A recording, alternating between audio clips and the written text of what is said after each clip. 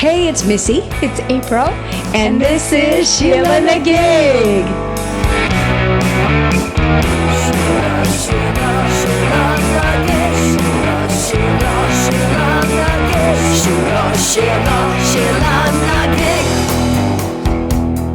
Hey, April, how are you? I'm pretty good. How are you? I'm good.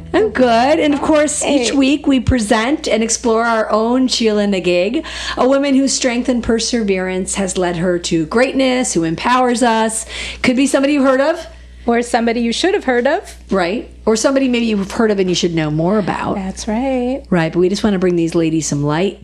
That's what we're doing here. We're about bringing the light. And bringing some love. Wait. And Can you dig it? Since you can't see this, because this is a podcast, Missy was given a prop. It's a little one of those speech clouds. Is that what they call it? Yeah. That says, "Can you dig it?" Can you dig it? And she can't stop playing with it. I know. I'm sorry. So. I think it's really funny. So if you hear us say, "Can you dig it?" It's You'll because know I have my little cloud up. But anyway, so you were just telling me about a great book you just read. Oh my gosh. So I started listening to Audibles because I spend more time in the car than I do. I love Audible. Yeah, it really helps because I love to read and I get more time driving than I do reading. And so finally I got used to this platform and I love it. And I was listening to this amazing book, The Rabbit Moon by Jennifer Haig. And it just took me to another dimension. It was partly the writing. It was also the performance on Audible, how it was read, the story. It was so poignant. And I'm driving along, coming to you to record this podcast, and this horrible thing happened. The book ended. Oh, I didn't know it was coming. You scared me. I said, no, you didn't tell me how a horrible thing happened. No, this was horrible. Ended. I didn't know it was coming. And all of a sudden, this what we hope you've enjoyed this, program. Or Did it have an abrupt ending then? It was a gentle ending. I just didn't know it was the ending. Like, and so I almost cried. I mean, it was just like ripped my heart out. Right. I loved it. Yeah. So shout out to Jennifer Haig. The Rabbit Moon. I have never read this author before, but she's a lovely, eloquent, poignant writer, and the story was really touching. Okay, everybody, you hear that? Can you dig it? I could dig it. So yes. I of course listen to a lot of podcasts. Yes. I love podcasts. One of my favorite podcasts is Morbid. Love the Morbid girls. Yep. Shout out to Morbid. And I just listened to a really interesting Morbid episode because, it's typically a crime episode, but sometimes it's just things that have happened that are kind of heinous, right? Mm-hmm. So you're a topic that you enjoy. I do enjoy it. I don't know why.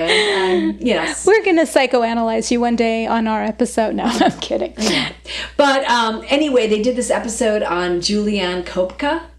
You probably have heard of her. She was 17 years old, and when she fell out of it was a Lanza flight in the Amazon, and she fell 10,000 feet from the sky and lived. Heavens. Oh my God. Everybody was killed on the flight. Well, I think some people landed and then lived shortly and died. But anyway, she wandered for 11 days through the Amazon by herself. Oh my God. By herself. Whoa. Freaking maggots in her arm. Like she had a cut in her arm that was filled with maggots.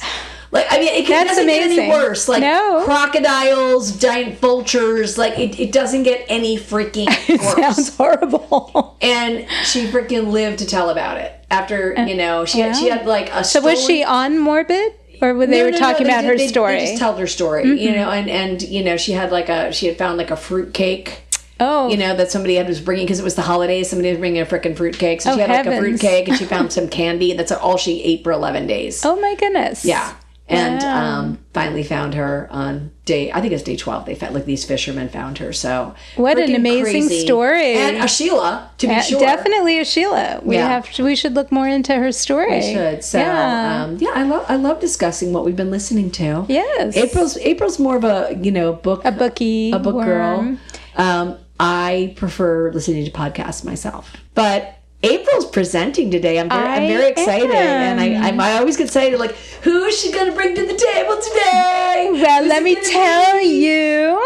Okay. Okay. Bring it. Who is our? I'm going to bring it.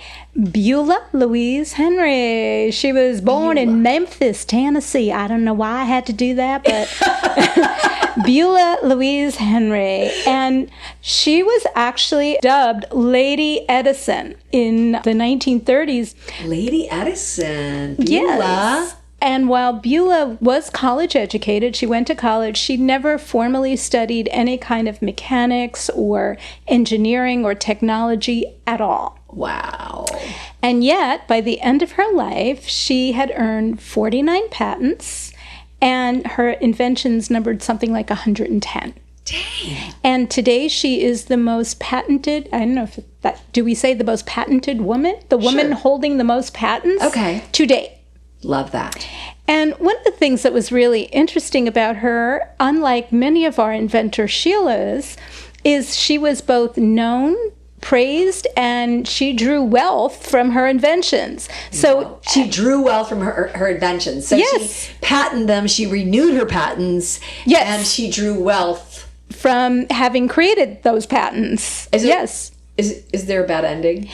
Actually, not really. Oh, no, there's so happy. I'm so happy. The only thing I could say is we don't know her name today. She's called Lady Edison, or she was deemed her nicknamed or labeled Lady Edison in the 30s, and we all know Edison, right? But we don't know Beulah Louise Henry. No. So there is the fact that her notoriety did get dropped. But in her day, she was the first inventor female that I'm aware of that was actually successful in her day. Very exciting. So that was kind of cool. Yes, very cool. And she had two kind of trademarks for her invention. One was while they were very complex and ingenious, as she aged, she got more and more technical in the complexity of what she invented. Her inventions were always easy to manufacture and easy for people to use. Like they're very, what we call now, user-friendly. Okay. She was also notorious for inventing all kinds of stuff across a huge spectrum. Yeah, she made curious. Toys, apparel, appliances, office equipment. She just spanned all kinds of stuff. What was her first invention? I'm getting there. I'm like you right now. Right? Well, tell me. I need to know. So she was said to have this neurological condition that she called synesthesia. Synesthesia. And it's a condition where unrelated senses somehow get linked together, like a sound or a taste might call to mind a color, and the connection isn't obvious. But for the person with synesthesia, I guess they form some kind of connection. Okay. So that her mind or her brain was quite vivid. And she said that she could see finished products in her head as clearly, and I quote, as you see a book or a picture or a flower that's held up to your face. So she began inventing in childhood in Charlotte, North Carolina. And she told interviewers, because people, she was successful and she was widely interviewed in her day, and she told interviewers that she was very encouraged by her parents. She had the support and encouragement of Walter Henry, who was a lawyer and an orator, and he was active in local Democratic politics. And Beulah's mother was an artist, homemaker, and a member of North Carolina's political elite. Her brother Peyton was a songwriter, so they were a creative family. And she was also said to be the granddaughter of the former North Carolina Governor W.W. Holden, and a direct descendant of none other than President Benjamin Harrison and Patrick Henry. Okay. So, when described as a child, she was shown to be very inquisitive and very creative. And she started, by the time she was 9, making sketches of her inventions. And she enjoyed painting and music, but her favorite hobby was pointing out what was wrong with everyday common things. Like just letting you know this is flawed. So when she, at the ripe young age of 6 years old in 1893, she was visiting her grandmother's home in Raleigh, North Carolina, and she noticed that the hem of the American flag was sweeping the ground. When it was being lowered from the pole. They would take the flag down, and this was at the nearby post office, and it would hit the ground. And Beulah just said to her family, there should be a hole right in the middle of that hole so the flag could drop through and never touch the ground. Wow. Now, it's unclear if a hole was ever put in the flagpole, but it was the first recorded idea that Beulah had, and certainly an example of where she found flaws in how things were made and why they should be different. Mm-hmm. So one of her first ideas for an invention, that she actually created, her first invention, as you asked, was a mechanical hat tipper. It would automatically tip a man's hat when he greeted someone. Now, she created this prototype. Wait. Back up for a second. So he didn't have to use his hands? His hat would just tip? Correct. Wow. Now, she created this prototype when she was 9 after she observed a man struggling to hold his newspaper, his groceries, and, of course, tip his hat. So the mechanism allowed him to tip his hat while holding his newspaper and his other belongings. It just doesn't, it seems a little disingenuous. To have a hat tipper. Well, let's just say the action of, reaching up to tip your hat, but if it's done automatically, does it even count? Anyway, I'm sorry. Go on. Well, let's just say I don't think that was marketed. That wasn't among her successful products, but she was 9. What do you want for a 9-year-old? You're right. She was 9, and that is an interesting. Give her a little grace. 9 years old. I mean. Yeah. Okay. So according to the press, Beulah finished high school and attended Elizabeth College in Charlotte, North Carolina between 1909 and 1912, and then she moved with her parents to Memphis, Tennessee. I'm so sorry. Well, I don't know where the southern stuff is coming from. But I didn't know you had it in you. I'm used to the New York accent. I don't know. This is all new April. Well, we're in a different region like a southern of the country, right? But with her parents' support, she received her very first patent in 1912. And that creation was an ice cream maker that could work with the minimal use of ice. And that was significant because at that time in 1912, ice was in short supply. It was before the icebox had been created. And so you had to operate either by hand or by motor, depending upon the availability of electricity, because electricity at that time was still very novel and not widespread. So her apparatus doubled also as a water cooler. Cool. And this first patent reflected all of the hallmarks of Beulah Louise Henry's innovations. They were versatile. They were efficient, they were economic, and they were easy to use, as I mentioned before. And these qualities would make her prototypes stand out to manufacturers and retailers over decades, because when they're cheap and easy, honey, you want them, right?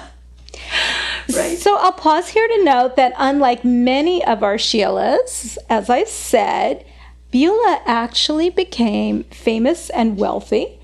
And the reasons why, as I was saying, about being affordable and easy to use, her ideas were appealing to this ever-growing middle class of America. Sure. And the press was taking note of her successes, and they started interviewing her and having articles about her. But her commercial success did not happen immediately. It didn't arrive overnight. And there's no record of her ice cream maker, for example, ever having made her any money, but it was her first patent. And her second invention, this is really interesting, was a parasol with interchangeable snap-on covers so it could match a woman's outfit depending upon what she was wearing every day. I like that. And that's smart. This invention seemed to look like it was going in the same direction as the ice maker, like nowhere. Ice cream maker? Ice cream maker, yes. It was headed in the direction of the ice cream maker, going nowhere. Manufacturers and retailers in Memphis, where the family was living at the time, were not remotely interested. But her parasol idea with these snap-on covers in various colors wasn't an easy sell, but what the marketers were telling her, the experts were saying, is it can't be done. And she was quoted as saying in the Raleigh News and Observer in 1923 is, but I knew it could be done. So around 1920s, she patented, her parents agreed to let her relocate to New York City, where she thought she would have better luck promoting this parasol that changed colors. And once she was there, she made endless excursions to offices of umbrella manufacturers, and she made tiresome trips up flights of dingy stairs to the workshops of various model makers, trying to convince male-dominated industry workers that her idea had potential. And she later recalled, everyone said it wouldn't work. Piercing steel ribs with the snaps necessary to hold the covers in place just wasn't doable. Even the model makers refused to try. Wow. So bunch of dudes. She had a bunch of dudes. So what did she do?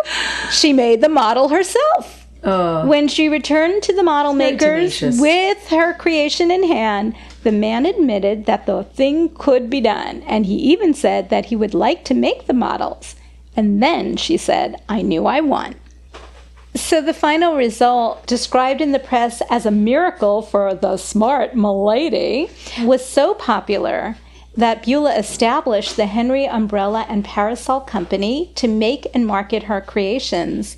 And Lord & Taylor displayed the parasols in its windows, and they sold by the thousands. Oh, yay, Beulah! Yeah, that's when the money started rolling in. That's a good story. And the respect. Respect. Yep. So from she's tenacious. She stuck with it. She believed in herself. And she was told 100 times. That's what she thought. Fuck all y'all. Fuck all y'all. But she was told 1,000,000 times, can't be done. We're not interested. No. And then it sold like hotcakes. Love that. So between 1939 and 1955, Beulah worked as an inventor for the Nicholas Machine Works, and she consulted with many companies that manufactured her inventions, including an international doll company, and I'll tell you more about her doll inventions. Did she make a Cupid? She did not make a Cupid, but I will tell you what she did make. Okay. And she sometimes sold her ideas to manufacturers who applied for their own patents. So while she had all of her patents, there were other patents that she let other people buy from her. Oh, okay. So she was actually more prolific than we even give her credit for. Because not all of the patents, she was a great entrepreneurial businesswoman. Even the sensibility, let me get out of the South and move to New York City. I can make this happen. So New York became her permanent residence, and she lived in a mid-priced hotel that was convenient and a common choice for many upper middle-class New Yorkers. These large midtown hotels offered quick access to model makers, patent attorneys, and retailers, which she needed to realize her visions. And one reporter who visited her hotel room described that what he saw as resembling more of a boudoir than a place of business, because apparently Beulah was very feminine and very fashionable. Yeah. And while I don't know much about her romantic life, she never married, and I didn't hear about any scandalous affairs. Oh. She just loved dressing up and being very feminine. And those who visited her work at her hotel... You mean Beulah's boudoir? Beulah's boudoir, yes. They often reported a whiff of incense and mentioned her pink lampshades or the large telescope she placed near the window so that she could gaze at the night sky. Or other things. Yeah. Because she was a very practical woman and with an astute sense of observation. Okay. She also kept pets. At various times, it was reported that she had small turtles, a parakeet, a tropical oriole, and doves, and a cockatiel, and a cat named Chickadee. Aww. So all in a hotel room. Why not? Yeah, why or not? A hotel suite, not clear. So because she lacked formal education in engineering, she had someone make her products, and she would see it in her head, and the hardest part was like conveying it to somebody who could make it. So she made these prototypes with things that she could find around her hotel, like soap or clips or buttons. And if engineers told her it couldn't be done, she would build it with her little handy supplies and just keep on trying to convince them until they gave in and made what she wanted her to make. I love that. So one of the attributes that set her apart from most of her inventors at the time, as I mentioned, was that she didn't follow any one theme or category. She was just all over the map. Whatever she saw that inspired her, she made. Right. So most of her inventions stretched across consumer items. They included hair curlers, a vanity case, a rubber sponge soap holder, And what they tend to share in common was that her invention improves women's quality of life. Oh. So she was a little, I shouldn't say little. She was a feminist who really was interested in making women's lives less, easier, user-friendly. And the pace of her innovations picked up between the 1924 and 1925. She patented improvements to her original parasol, and then she began to focus on a new area of research, one that would really make her famous, and that was children's toys. So her first successful toy-related technology patent came towards the end of 1925 for an internal structure of springs that were designed to make the limbs of stuffed animals spring back into position after a child playfully bent them into a different pose. Cool. So the toy was also washable, according to the patent specification, and the outer character of the doll was quickly changeable at the manufacturer's discretion. So the core structure of the springs was available for use in any stuffed animals that was easy, and that's that user-friendly, easy-to-manufacture thing. So it promised versatility because Henry anticipated the needs and wants of both manufacturers and consumers, who always, again, wanted something new and different. Gotcha. And so these inner workings really lent themselves to versatility. And she licensed most of her next several toy-related patents, and one was a spinning top to replace dice used in a board game. She created a doll that doubled as a radio set, and a waterborne chariot buoyed an inflatable swan, and various covers and sealing devices for air-filled sports balls. Wow. She must have known Rose O'Neill. Well, I mean, they're around the same time. They are around the same time, and it's very possible they did. I'm sure they crossed paths. I couldn't imagine they didn't.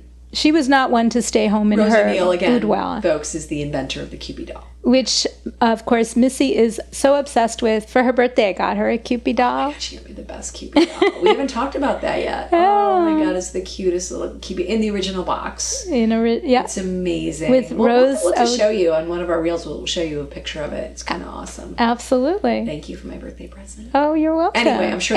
Moving right along.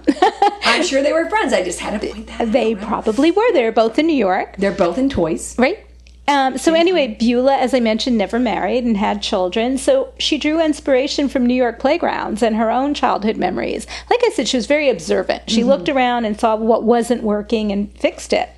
As a little girl in the 1890s, she experienced the world's first mass market of toys, which resulted from the Industrial Revolution and this growth of the middle class. And so she really saw this opportunity as it was unfolding right in front of her. Sure. So now comprising most of the new market, middle-class Americans sought toys that contributed to their children's moral and practical education. And manufacturers and retailers responded by selling such toys to prepare children for adulthood. And the toy makers began in this time to genderize products. Toy trains and science kits went to boys, and dolls and miniature kitchens and laundry sets and sewing machines went to the girls. Great. And while Beulah did focus on the so-called feminine side of the divide throughout her career, in other ways she really bucked the trend. The soft pastel hues of toys containing her patented technologies really kind of belied the mechanical complexity and ingenuity that was underneath. Her stuffed animals hid a structure of springs and joints, and she used springs and tubes to make her dolls kick, blink, and cry. And she put a radio, as I mentioned, inside one. Her most popular creation was the Miss Illusion doll with eyes that changed colors to match its wigs. Because like I said, she liked to color coordinate outfits. Before colored contacts. Right. Oh, that's good. She later created a plush toy cow called Milk-a-Moo, which dispensed milk and had a secret compartment for a bar of soap. Wow. So on the outside, these toys still fit the gender stereotypes of the day, but on the inside, her playthings were considered engineering masterpieces, otherwise still in the purview of men. Mm-hmm. And as news spread that an amateur inventor from New York City was shattering previous records held by female patentees, glossy magazines started to really take notice and begin to publish stage photographs of Beulah seated with products that incorporated her intellectual property. But the editors usually chose the baby dolls and often positioned them in lifelike poses on Henry's lap, or Beulah's lap, presenting the reader with the traditional equation of motherhood and womanhood. And, she was an entrepreneur, and so part of me wants to say she seized the opportunity for herself to be successful, to make money, to influence consumer products, but she did pay a cost of being, buying into this gender stereotypes and not pushing the envelopes in terms of the outside look of toys that were very much marketed to little girls. You can only do so much. Yeah. Again, like Rose O'Neill with her cartoons, yet she was forced to let the men put the little quips under the cartoons that were not necessarily what she would have chosen, which were not really appropriate to her sentiment. True. But you can only do so much, and these ladies are working hard against the man. They were, or against the stereotypes and demands of the day, the social mores of the day. Yeah, of course. So she regularly accepted public speaking engagements right outside her hotel, and she charmed audiences with her candor and spontaneity. While demonstrating her patent parasol technology at one of these events, she suddenly stopped talking, and the audience watched as she eventually glanced down and absorbed herself in rapid sketching with a pad and pencil. When she finally spoke again, she said she had just solved a problem in designing a mechanism for a children's game she was trying to perfect. These moments recounted in the newspaper kind of humanized her and present her as an inventor genius with a tendency towards spontaneity and eccentricity, a description usually reserved for men like Albert Einstein and Nikola Tesla. And Henry's male contemporaries in the science and technology fields kind of compared her to them, which was in its own way a huge accomplishment. Absolutely. Single and financially independent, she became one of society's so-called new women, a female archetype originating in the 1890s and increasingly gained in prominence after World War I. The new woman was considered urban, independent, and self-sufficient with bobbed hair and a white-collar job. She worked into the evening, danced into the night, and cared little about the preoccupations of her mother's era when a middle-class woman's ideal place had been in the home and mainly out of sight. But it's important to note that in most cases, this new woman was more fantasy than reality in the 1920s. I'll bet, yeah. When men still dominated American politics, industry, and culture. But uniquely, Beulah was the real thing, a well-known inventor in the big city who could make a living on licensing her patents, the fruits of her exceptional creativity. And she tended to reinvest her profits in her own inventions, paying model makers, draftsmen, and attorneys to help prepare for the next patent application, while several were still pending. So she was really prolific. Yeah. For the 1920s and 30s, she and her team averaged over 2 patents every year. And the volume of her activity led to reporters dubbing her, as I mentioned earlier, Lady Edison, after the world-famous visionary Thomas Edison, who had run an innovative laboratory in nearby New Jersey that amounted to something like a factory for patents.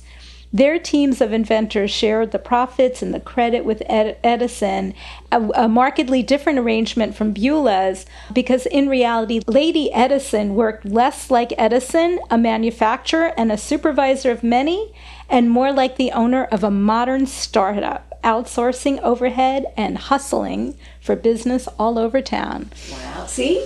She was hustling. She was a hustler, yes. She was a hustler. She was hustling. And when Missy says she's a hustler in terms of all of her entrepreneurial enterprises, I always say that she can't use that term. She always tells me it's negative. She said, don't call you're an entrepreneur, you're not a hustler. But Beulah was said to be a hustler, and she was like what we think of today as a modern-day entrepreneur, outsourcing her stuff and just sort of getting people... Again, a great businesswoman. That's what a great business person does. Absolutely. They're able to delegate. Mm-hmm. She is quoted I say to engineers, build me such and such, and they say to me, Miss Henry, it couldn't possibly work. She told the Winston-Salem Journal and Sentinel in 1965, and I say to them, I don't know if it will work or not, but I'm looking at it, so they build it, and it works. Yay! One of her most famous inventions is the double-chain stitch sewing machine. Ooh. She envisioned a sewing machine that wouldn't tangle the thread. Bobbins were the traditional method of feeding the bottom layer of thread through a sewing machine, but needed to be rewound frequently, and the thread often snapped. So versatile as always, Beulah's invention doubled the speed of the typical sewing machine and allowed her users to use smaller threads while the stitch was just as strong. This invention enabled seamstresses to do larger loads and take on more jobs by eliminating the time unnecessarily spent, as she saw it, fixing and untangling thread twisted by the stupid bobbin. Oh, that's amazing. Is that still used today, that technology? This invention is still used today in an adapted form. Its primary use in factories as is faster than the typical sewing machine and breaks a lot less often. Oh, that's so cool. Yeah. And then her next invention involved typewriter technology. As complex machines, typewriters had been designed and improved by men who enjoyed exclusive access to America's engineering schools. As useful office equipment, however, typewriters were mainly used by women. Typist was one of the few white-collar jobs that were available to women at the time. So Henry's first typewriter-related invention had to do with making duplicates. With photocopiers not yet invented, a typist's standard option for making copies was the use of carbon paper, which produced one original document and a few facsimiles in gray. And the carbon paper, if you remember, it was because it was around for a long time when I was a kid, is messy, and it often left black smudges on the typist's hands and easily got on her face and clothing. And remember, Beulah liked to look good. She liked feminine style. That's right. And couldn't this be corrected, she asked herself, and the answer turned out to be yes, it could. She invented a special attachment that would slip an inked ribbon between pages without the typist dirtying her hands. While working on this invention, she faced a significant design challenge because the attachment had to be compatible with hundreds of different types of typewriter models if it was going to be marketable. Remember, her inventions were always easy to manufacture. Right. And so it had to work with paper and ink ribbons already being used in most offices. The device also needed to be to cooperate seamlessly with the typewriter itself, which was notoriously finicky at the time. So she managed to pull it all off and add another successful win to her record. Wow. And Henry worked on several inventions at the same time. Even as she patented and improved the typewriter attachment, she attended to her earlier areas of research, which were parasols, if you recall. Mm-hmm. Just before they went out of fashion in the late 1920s, she did that and other accessories for women. So among her inventions were a doll with bendable arms. Her attention to user-centered design, developing consumer products, is evidenced in the enhanced realism and playability of these dolls. Yeah. The double-ended umbrella. This improved user comfort because it had vents which helped reduce the wind resistance and prevented the umbrella from being blown over or become inverted during strong winds. She invented a vacuum-sealed ice cream freezer. Henry simplified the homemade ice cream making process, which made it much more practical and easy for everyday use. And she's credited with finding ways to make cooking more easier. For years, she said, "The percolator on the coffee pot said to me, 'Do something with me,' but I didn't know what to do. And then one day I was basting a roast. I knew what I had to do with that percolator. I worked out a device that percolates the juice in a roaster and bastes the meat continuously all by itself." Wow. And she received that patent in 1962. Wow, I wonder what happened to that patent, because that seems like a really good idea. It does seem like a good idea, but not all of her patents and inventions were as successful as others. So maybe that was one of those that just didn't gain traction. Right. I don't know. But business in general, as you can imagine, suffered in the 1930s during the Great Depression. But Beulah persisted and even increased her rate of patents. She redoubled her efforts to improve the toys, patenting a mechanism that moved a doll's eyes and eyelids according to the position of its arm. So kind of, raised the arm and the eyes kind of went a different direction. Yeah. At the end of the 1930s, she returned to dolls, refining eye structure she had already patented, and then turned to other ways of making these classic toys more lifelike. With additional U.S. patents, a new voice box hidden inside the doll could produce sounds, even decipherable ones like Mama and Dada. I wish you guys could see April's face right now, okay? I especially loved when you did the one about like the eyes and the and the arms. I wish you could I'm just envisioning this, good. Because when I was a kid, we had dolls that said Mama, Dada. Yeah. And they were very mechanical. Yeah. And Baby Alive. Did you ever have Baby Alive? I don't remember Baby Alive. Yeah, its mouth moved and you fed it food. But wait, there's more. Chewed food. Did she invent that? Well, just be patient. Hang on. Oh, we're getting there. Okay. So in December of 1941, she provided a moving mouth and filed an application to patent movable lips for toy figures and means for actuating the same, a technology that eventually found its way in a novelty mannequin at Macy's department store. Whoa. And it later became Baby Alive. It could have been. Oh my God. You know what I did with Baby Alive though? What? Well, it came with these special packets that you fed the doll, and then it peed this stuff out. Oh yeah, I remember. For some reason, my baby Alive, like it had a pee hole in one of its butt cheeks. It was kind of defective. Oh my dear! Probably got a deal on it or something. And so it peed out of like one of its butt cheeks, but I decided to go and get a bunch of like jelly packets from McDonald's. Why is this scaring me? Feed my Baby Alive all the jelly packets. Yeah. And it eventually turned kind of purple and moldy. In the doll. Yeah, the doll turned like purple and moldy because of the grape jelly packets. Tell me Baby Alive got thrown out, please. She did disappear one day. Yeah, I was imagine. I was super sad. I was super sad. Yeah. Anyway, I just had to share that with you. Go on. Thank you for sharing. I will. Now I have that memory, that visual stuck in my head. Don't feed grape jelly to Baby Alive. Yes, please. Okay. In December of 1941. At the height of Beulah's career, she put all of her inventions on hold because the United States had entered World War II, and so she joined the effort by working at a machine shop. And her next patent did not emerge again until several months after the war ended in 1945. So she just dropped everything to help with the war effort. That's very admirable. And her post-war patents for toys, typewriters, attachments and accessories, sewing technology, and kitchen tools and appliances showed a pattern of her increasing sophistication with technology. As she continued to develop these inventions, she really, although she had no engineering background, really began to understand technology at a more sophisticated level. Amazing. And over time, these specifications and illustrations show machines of greater complexity and ingenuity. A 1950 patent offered an inflatable inner chamber with a sealing mechanism that made dolls lighter and easier to clean. And thousands of toys with this technology were sold in the 1950s. I could have used that for my Baby Alive. Of course. Who doesn't want a lighter and easier to clean toy for their kid? Yeah. Especially if you're feeding them jam and jelly. Good. But meanwhile, Beulah's patented that toy cow that dispensed real milk. Oh, I love that. And a tiny dog that, yes, ingested real food.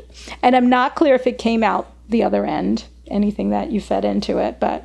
You would have to, right? Well, I don't know. I'll have to look into that. Research. I will do deeper research. Come back to the next SheelaNaGig podcast with that research, April. I need to know what happened to that food. As an inventor... Is it a pooping doll? It might have been a pooping doll. It could have been. We don't know that. We don't know. It's possible. It is possible. Okay. So as an inventor, she created things that were really of interest to her, things she noticed, as I mentioned, what was around her, from toys and typewriters to coffee pots and hair curlers, and mailing envelopes. Her achievements were all the more remarkable because she had no knowledge of mechanics and lacked the technical vocabulary to describe what she was doing to the people she hired to make them. When she died at the ripe old age of 85 on February 1st, 1973, she held far more patents than any other woman. And in 2006, she was inducted into the National Inventors Hall of Fame. Wow. The U.S. Patent and Trademark Office issued a collectible card in Beulah Louise Henry's honor in 2014. Oh, I love that. Yeah. Beulah.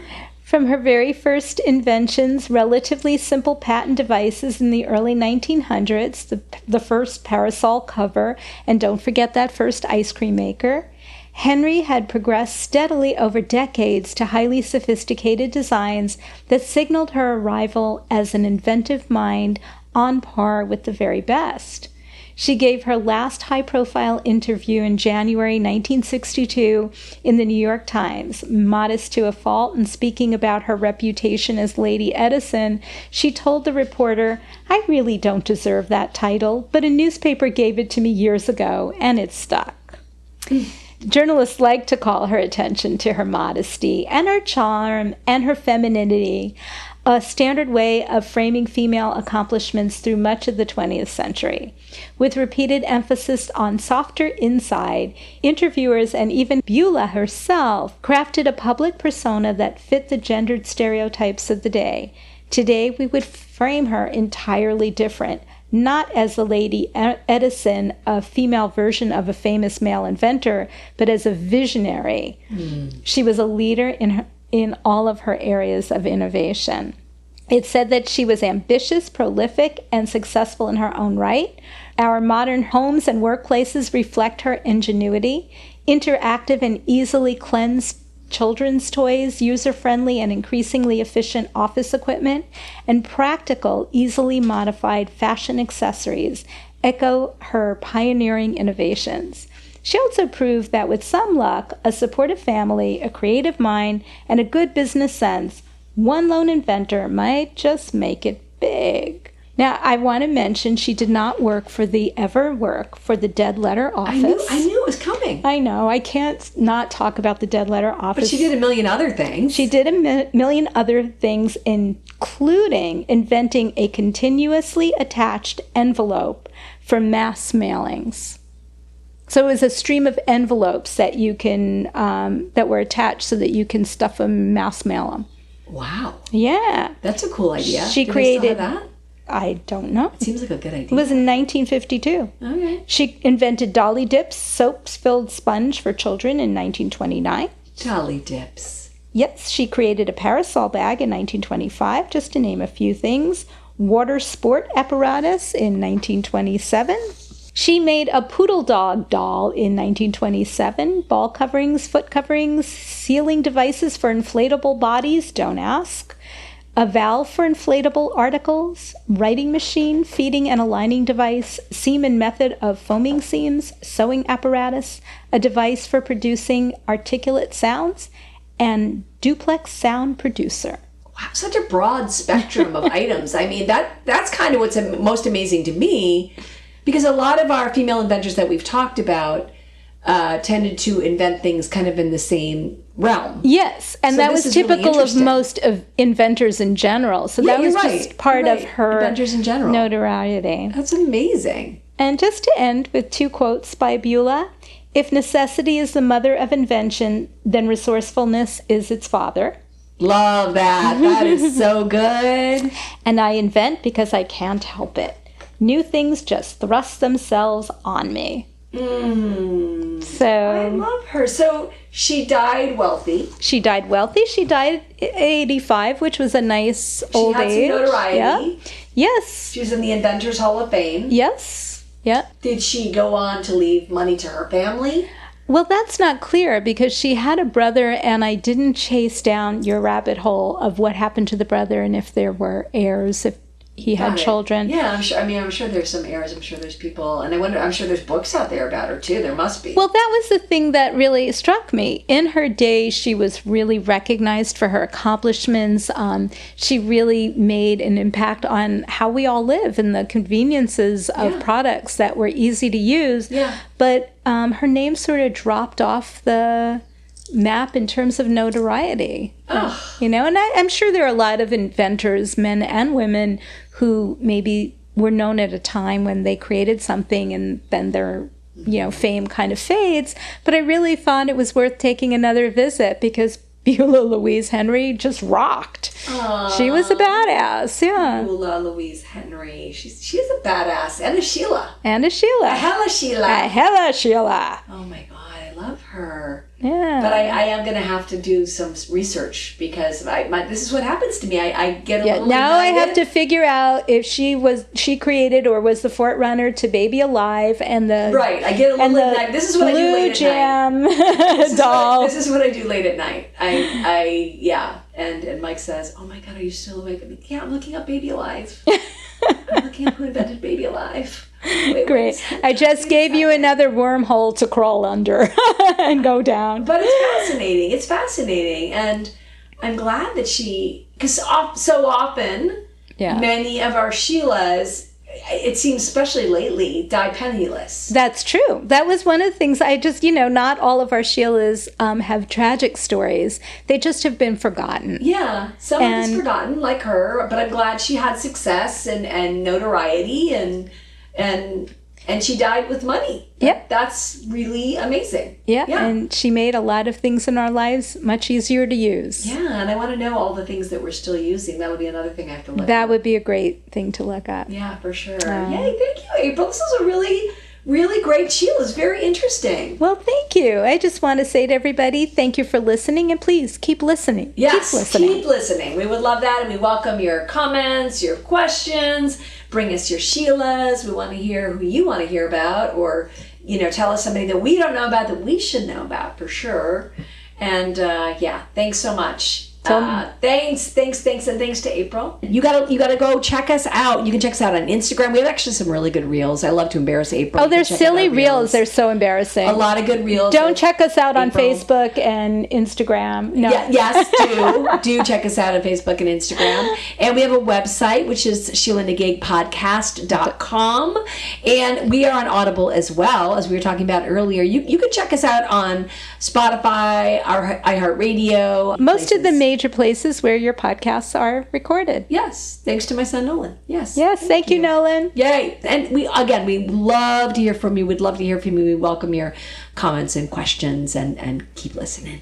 All right, thanks everybody. Take care. Peace out.